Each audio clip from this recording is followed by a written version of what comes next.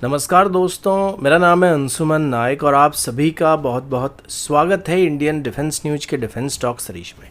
जहां पर हम रोज नए नए डिफेंस अपडेट्स के बारे में बात करते हैं। तो चलिए देर न करते हुए आज की वीडियो शुरू करते हैं।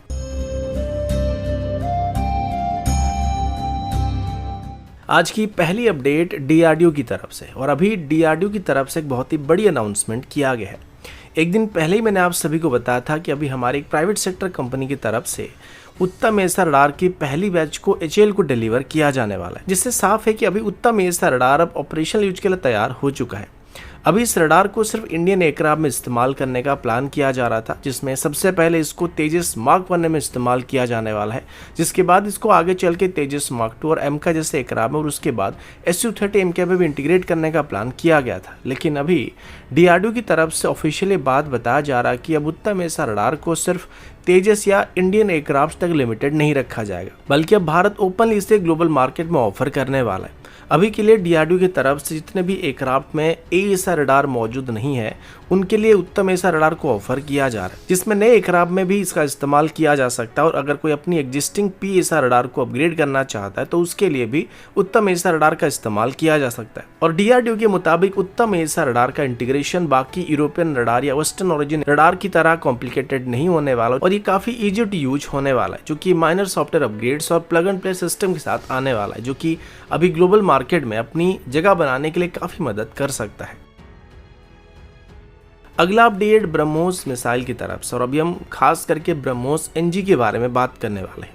ब्रह्मोस एरोस्पेस के फॉर्मर सीईओ डॉक्टर सुधीर मिश्र ने ये बात कंफर्म किया कि इंडियन आर्मी की तरफ से अभी एक्टिवली ब्रह्मोस एनजी को अडॉप्ट करने में इंटरेस्ट दिखाया जा रहा है। ये मिसाइल पहले मेनली इंडियन एयरफोर्स के लिए डिजाइन किया गया था, क्योंकि ये सिर्फ एयरक्राफ्ट से फायर किया जा सकता था। लेकिन अभी आर्मी की तरफ से इसमें इंटरेस्ट को देखते हुए अभी इसके एक आर्मी वेरिएंट को भी बनाने का प्लान किया जा रहा है। ब्रह्मोस एनजी का वेट सिर्फ 1.3 टन के आसपास होता है, जो कि पुराने ब्रह्मोस के मुकाबले लगभग आधा होता है। इससे सबसे बड़ा फायदा आर्मी को ये मिलेगा कि अब एक ही लॉन्चर में, जहां पर पहले 3 ही ब्रह्मोस मिसाइल को कैरी करने में हम लोग सफल होते थे, अब वहां पर हम 6 या 9 मिसाइल को डिप्लॉय कर सकते हैं। इससे आर्मी के पास सैल्वो फायरिंग कैपेबिलिटी काफी ज्यादा बढ़ जाएगी। मतलब एक ही लॉन्चर प्लेटफॉर्म से हम मल्टीपल टारगेट पे रैपिड और प्रिसिशन स्ट्राइक कर पाएंगे। लेकिन इंडियन एयरफोर्स के लिए डिजाइन किया गया ब्रह्मोस और आर्मी के लिए डिजाइन किया गया ब्रह्मोस एनजी में एक बड़ा चेंज होने वाला है। अब सबको पता होगा कि ब्रह्मोस की एयरफोर्स वेरिएंट को SU-30 एमके जैसे एयरक्राफ्ट से फायर किया जाता है, ठीक वैसे ही ब्रह्मोस एनजी को भी एयरक्राफ्ट से लॉन्च किया जाएगा, जिस वजह से इनको अल्टीट्यूड पकड़ने के लिए कोई एक्स्ट्रा बूस्टर सेक्शन की जरूरत नहीं पड़ती है। लेकिन ग्राउंड से फायर होने वाले ब्रह्मोस को इनिशियल फेज में एक एक्स्ट्रा बूस्टर की जरूरत पड़ने वाली, जो कि इनको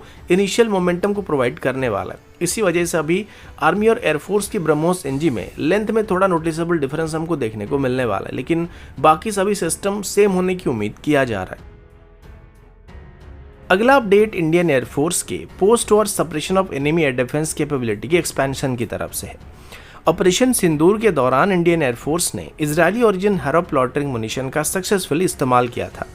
और अभी इंडियन एयरफोर्स की तरफ से इसी लॉटरिंग मुनिशन का मेड इन इंडियन वेरिएंट, जिसे अग्निका AR कहा जाता है, उसे बड़ी मात्रा में खरीदने का प्लान किया जा रहा है। अग्निका AR लॉटरिंग मुनिशन या missile system Adani defence and aerospace और इजरायल एरोस्पेस इंडस्ट्रीज के बीच एक जॉइंट वेंचर प्रोजेक्ट के अंदर डेवलप किया जा रहा है, और ये एक तरीके से हैरोप सिस्टम का लाइसेंस प्रोडक्शन वेरिएंट होने वाला है, जिसमें कुछ छोटे मोटे मॉडिफिकेशन करके इसको भारत में मैन्युफैक्चर किया जा रहा है। ऑपरेशन सिंदूर के दौरान हैरोप ड्रोन की परफॉर्मेंस को काफी बेहतरीन पाया गया था, और इसकी मदद से चाइनीज सप्लाइड HQ-9 और HQ-16 जैसे एयर डिफेंस सिस्टम को न्यूट्रलाइज किया गया था, जिस वजह से suppression of enemy air defence और destruction of enemy air defence जैसे रोल में इसका परफॉर्मेंस काफी बेहतरीन पाया गया था। और इसी वजह से इंडियन एयरफोर्स अभी इनकी इंडियन वेरिएंट को खरीदने में काफी इंटरेस्ट दिखा रही है। अग्निका AR के टेक्निकल फीचर के बारे में और कैपेबिलिटी के बारे में बात करें तो ये एक autonomous anti radiation lautering munition होने वाला है, जो specially radar based air defence system को न्यूट्रलाइज करने के लिए बनाया जा रहा है। इसमें autonomous targeting, wider RF detection band,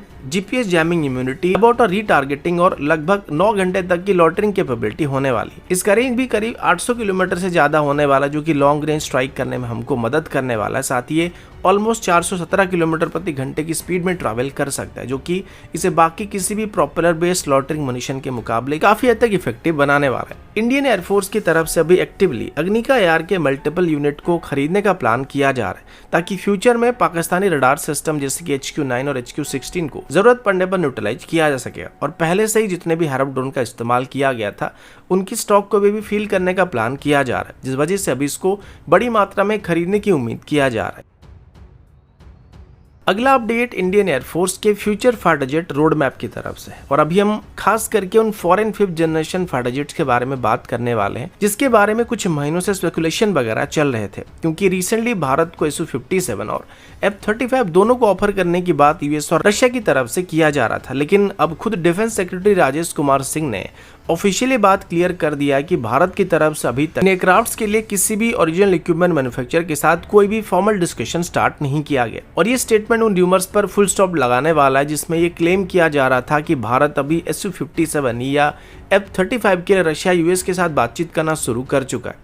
अभी ये क्लियर हो गया कि भारत अभी अपने indigenous 5th generation fighter programme यानी कि एमका पर ही काम कर रहा है और इसका डेवलपमेंट अभी HAL, ADA और इंडियन एयरफोर्स साथ मिलकर कर रहे हैं और इसमें मल्टीपल प्राइवेट पार्टनर भी शामिल होने वाले। लेकिन अभी प्रॉब्लम ये कि एमका का प्रोडक्शन स्टार्ट होने में अभी कम से कम 2035 तक का समय लगने का उम्मीद किया जा रहा है और इसी वजह से अभी imported 5th generation fighter jet को एक्वायर करने के लिए काफी सारे स्पेकुलेशन बढ़ रहे हैं। यहाँ तक कि पार्लियामेंट्री स्टैंडिंग कमेटी की तरफ से भी Su-57 और F-35 जैसे प्लेटफॉर्म को कंसिडर करने का सजेशन दिया जा चुका है। इसका रीजन सिंपल है, क्योंकि चाइना के पास पहले से ही J-20 अच्छे खासे नंबर में मौजूद है। चाइना अभी J-35 को भी डेवलप कर चुका है और अगले साल से पाकिस्तान के पास भी J-35 जैसे एयरक्राफ्ट मौजूद होने वाले हैं, जिससे एरियल कॉम्बैट में उनको आगे चल के भारत के अगेंस्ट में काफी एज मिल जाएगा। लेकिन अब डिफेंस सेक्रेटरी के स्टेटमेंट के बाद ये बात क्लियर हो गया कि भारत अभी किसी भी foreign 5th generation fighter jet को खरीदने के लिए अर्जेंसी नहीं दिखा रहा है और अभी कंप्लीटली एमका पर ही फोकस किया जा रहा है, जो कि शायद अब तक का भारत का सबसे बड़ा गलत डिसीजन साबित हो सकता है।